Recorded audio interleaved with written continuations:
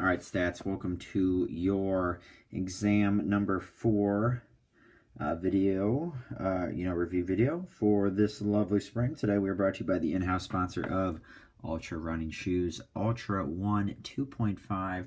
Run as fast as Mr. Yak in your new pair of Ultra 1 2.5s. Also, I want to thank our longtime Litchfield sponsors of Chinatown and Coffee Espresso.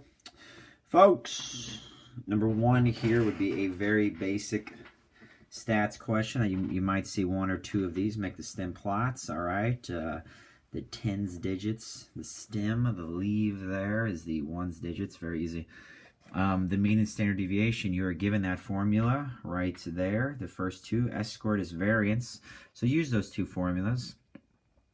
Just add up all the numbers, divide by 8. There are 8 of them, you get 3.5. Then you have to take the sum of each x minus the mean and square it to add them together. 202 divided by 7, take the square root of that, 5.37. Going to kind of roll through this relatively quick. Next one, 5-number summary, you just got to know that's quartile 1, quartile 3, the median, which you can say is quartile 2, the min and the max. The min and the max are easy. Put them in order, least to greatest. The true middle is the 9th one there, because there's 17, I believe, 21. Then we're not going to count because we have a true middle. We're gonna remove that and find the middle there of the first 8, which is 19 and 19. Then we're going to find the middle of the next 8, which is 23.5. The IQR, you're given the IQR. This formula sheet is missing the binomial. The one that you have on the front does have the binomial, so you'll be getting that one. All right, IQR is Q3 minus Q1. 1.5 times that is 6.75. Add it to quartile 3, subtract it from quartile 1. If you have a number outside of that, those 2 numbers, you have an outlier. 32 is an outlier. All right, see where it says z-score? That's the formula you're using here. You get a z-score of 0.83. Because I want a value that is greater than, I need to do 1 minus. So the area that corresponds to a z-score of 0.83, use your z table, is 0.7967. I find the complement of that. Here, if I want to find the proportion of students scoring between 2 scores there, I get 2 z-scores. Find the area corresponding to each, they're written in black, and subtract.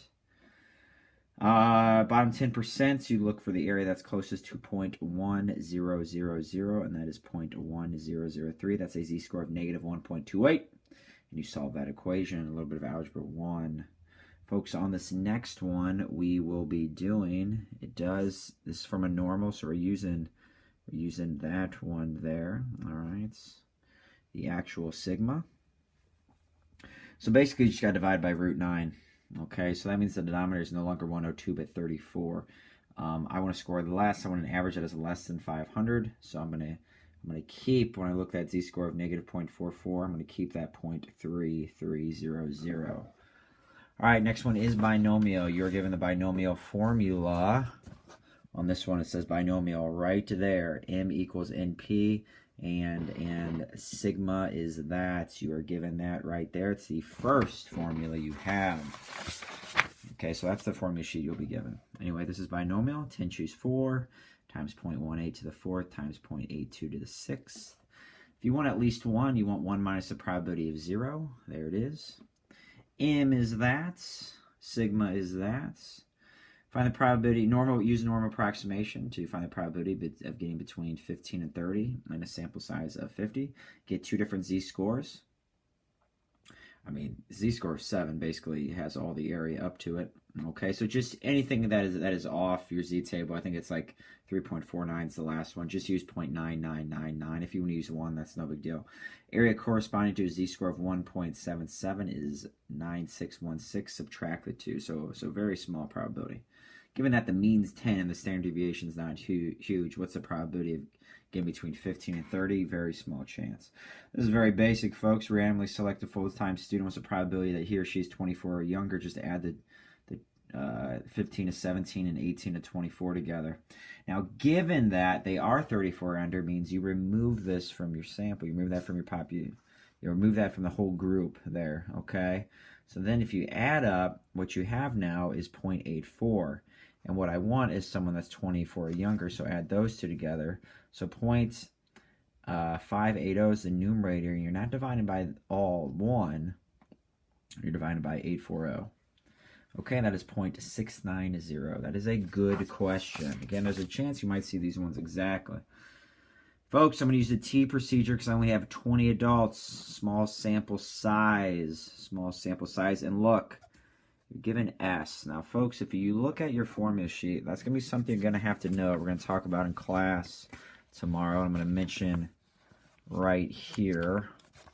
Folks, notice anything with Z has an actual population standard deviation, and anything with T has S. Okay, so notice here, test stats, actual population standard deviation. Here, S. Okay, so I know we use the barometer, you know, like of 30, but we're also going to use, just in case we get above 30, we're also going to use the fact that is it a sample or is the sample coming from a known a population with a known standard deviation. Anyway, take a look here. 20 adults, definitely T procedure. It is less than 30. Okay, degrees of freedom is 19. If I want a 95% confidence interval, that is two-tailed. Okay, that T table that you have, we're going to read it. We did this one. That is the formula. 2.093 would be the T star. And there we go. This next one right here, we're given that formula. The N equals. All right. Remember, we always round up. Always round up. Folks, this one, we have to use these formulas. And these formulas are almost at the very bottom here. This one, and this one. You won't have to know this at all because we will give you, you know, that correlation coefficient will be given to you, that R value. So the B is R times S of Y over S of X. So that can be calculated quickly. And then to figure out A, you just take Y bar minus B times X bar, and you got your A. Okay, so A is not attached to X, that's the intercept, and B is attached to X, it is the slope. So that's your regression equation. You just plug 46 in for X. That's pretty easy. Now this is a new twist on regression, or we just plug it in, and that is given to us. This can be actually a lot quicker. You don't have to plug anything in. You just got to use those 5 values there. Okay, so it's actually a pretty easy question. Number 12, proposed P of 41%. Find RP hats. We're going to make a 95% confidence interval. I'll make them all 95. 162 divided by 462 is 0.351. And we're given that formula for a one sample confidence interval. 95%, 1.96. Margin of error is 4.4%. Add and subtract it, 2.351. So what's it say here? Is lower than, is lower. So the is lower is less than. So the alternate could be equal or greater than or equal to. I mean, the null is greater than or equal to, doesn't matter. Less than, though, less than. That's a one tail. Alpha is 0.05.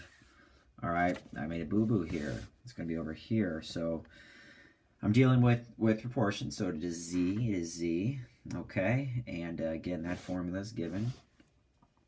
One tail, alpha is 0.05 is negative 1.645. You need to know those. They're not on your formula sheet. You'll be given a new formula sheet on your test. It's the initial, P sub 0 is the initial proposed P, which is 0.41. All right, so you're going to get negative 2.58, which is definitely in the rejection region. So we are going to, we're going to reject HO. Now, I'm not going to ask you what's the P-value, but if you take a test stat of negative 0.258, the area that corresponds to that is 0049. So an incredibly small p-value also means that you reject HO. Some of you, you're doing your seminar stuff, you're seeing in a study you're looking at, they talk about p-values instead of rejection regions, all right? So if you get a p-value that's very low, you know, this is less than 0.05, so this would be the same thing. We'd use it to reject and then say that, yes, this college has a less rate, okay? So it's all kind of the same thing there. Anyway, folks, this is going to be a two-sample t-test. Two-sample t-test. There it is. Just use the formula. Let alpha be 0.05. I don't think I said that. Two-sample test. plug everything in. 6.11. So 2 sample, but I believe we had to come up with our own alternate. I think it said M1 is greater than M2. That's a one-tail test. Degrees of freedom is the smaller. You're going to have to know that. The smaller of N1 minus 1 and N2 minus 1. So it's 17 in this case.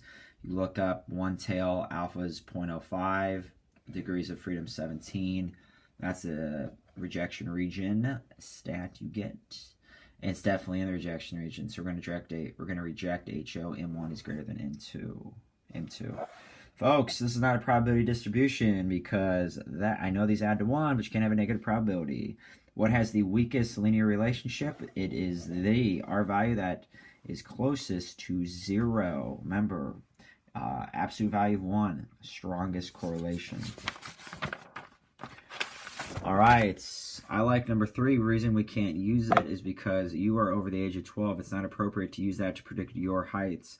Folks, you don't have this formula. You're going to have to know it. So the probability of A or B is the probability of A plus probability of B minus the probability that they actually intersect. You got to subtract for overcounting. So that's why it's 0.7.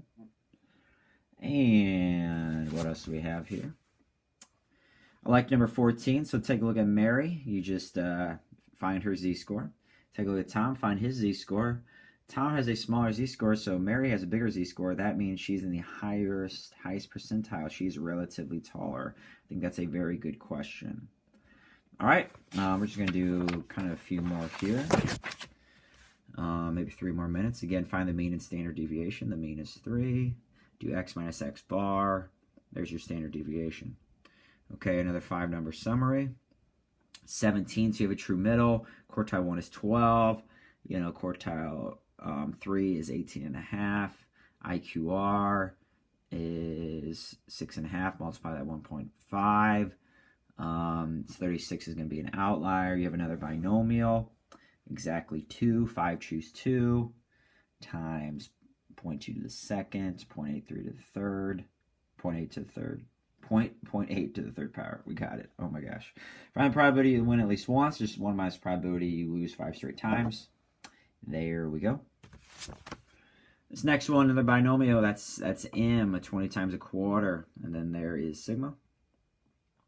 Find the probability between 5 and 0. Well 5 is the M. 5 minus 5 is 0, so that's a 50% chance.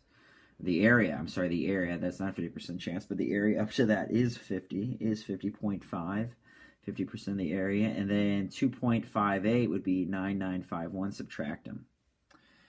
Okay, a Tzafenat normal distribution question. There it is. I want to be less than 5.5, so I keep it 0.548.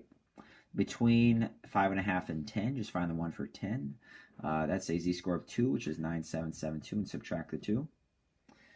You have 4 newborns. I'm going to use the z because it does come from a normal distribution, so I'm still using that z. And notice you were given vary according to normal distribution, so you're given sigma. So that's why we use that formula. Okay. There's the area corresponding to a z-score of negative 3.20, and that's a z-score corresponding to an area of, or to the area of a z-score of 4, it's 0.999. So if you subtract the 2, it's basically a 99.9% chance that if you select 4 newborns, their weight is between 5.5 and 10 pounds, their average weight. Okay, number 6, just simply add and subtract from 1, and then simply add French and Arabic together. It's very easy. This one right here is a great question. Event A occurs with probability 0.4. Event B occurs with probability 0.5. They're independents. So probability they both happen is A times B. So we're going to have to practice that one tomorrow. It's just A times B. Probability of one or the other happening is just C plus D minus the probability they both happen together, which is 0.7.